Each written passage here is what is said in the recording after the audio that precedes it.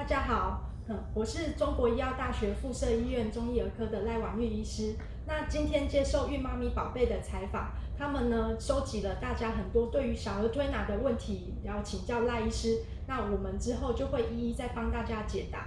那今天要先教大家的呢，就是很常会遇到的，如果小朋友感冒，然后开始出现一直咳嗽，而且痰很多的话，该怎么办呢？我们今天就会教大家一些简单的推拿方式跟一些穴道。接下来呢，要教大家一些止咳化痰的一些推拿穴位。首先呢，如果感冒发烧或是他体温有点高的时候，然后这时候又有咳嗽的状况，我们会去做平肝清肺的手法。这个是小朋友的肝经的位置，这一只手这里是小朋友的肺经的位置。那推拿的时候呢，我们可以把小朋友的手夹起来，让这两只手跑出来做固定，固定好再开始推。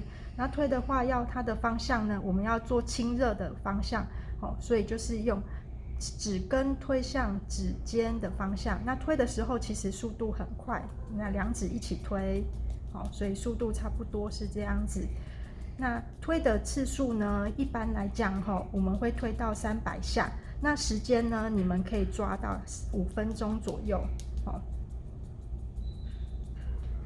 接下来呢，教的这个穴道是在我们这里有一个手掌的横纹的末端，这个穴道叫做掌小横纹。那掌小横纹这个穴道，它其实是一个化痰止咳效果还蛮好的，又可以达到平喘的效果的穴道。那这个穴道我们在按的时候呢，可以用中指去按揉，或是用大拇指去按揉都可以。然后稍微有一点力道去按压。那如果说家长要按的话呢，也可以按个200下到300下，或是以3分钟为主。接下来手上呢，这里还有一个穴道，就是我们手肘内侧面，像这里有一个肘横纹，靠近大拇指这一侧的这个穴道叫做尺泽穴。那尺泽穴呢，其实也是一个平喘止咳的穴道。那我们按的时候呢，就是可以用大拇指这样子去揉按。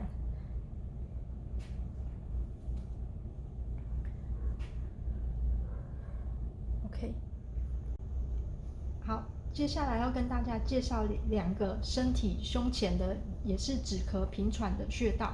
这2个穴道其实我们在临床治疗一些咳嗽痰比较多或是有时候会有点喘，你会发现他呼吸比较费力，可能肚子起伏会比较大。那这时候呢，其实我们透过按这些穴道，让他的肺部的气比较舒畅开来，其实就可以改善他的症状。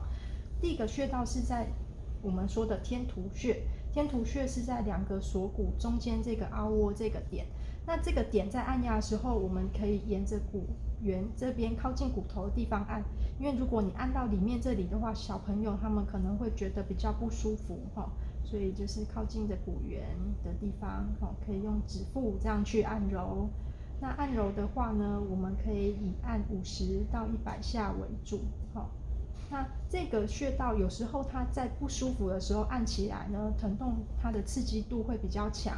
如果说你发现它会不舒服，我们就先从30下再开始按。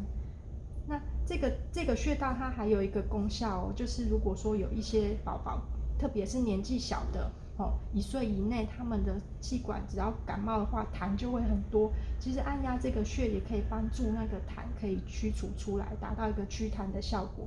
你有时候按完，它就会顺道一口痰就吐出来了它那个呼噜呼噜的声音其实就改善了。那再来呢，膻中穴就是在2个乳头中间这个凹窝正中这个点也是这样子做按揉。接着呢，我们沿着刚刚的，就是这一条是中医的穴道经络的任脉沿着天突到膻中穴做平喘的动作，可以用指腹的内侧这样子由上往下这样去做擦法，这样大概擦个30下左右，让它的气可以往下顺下来。之后呢，我们要做一个分胸阴阳的动作。分胸阴阳呢，是沿着第2到第4肋间由中间往外开来，这可以达到宽胸顺气的效果。那在推的时候呢，家长可以尽量会推到外侧的胸廓。那有时候推这个穴道，小朋友比较怕痒会不舒服的话，我们就不勉强，我们可以改做背后的穴道。那这样推的话，也是可以推个30次。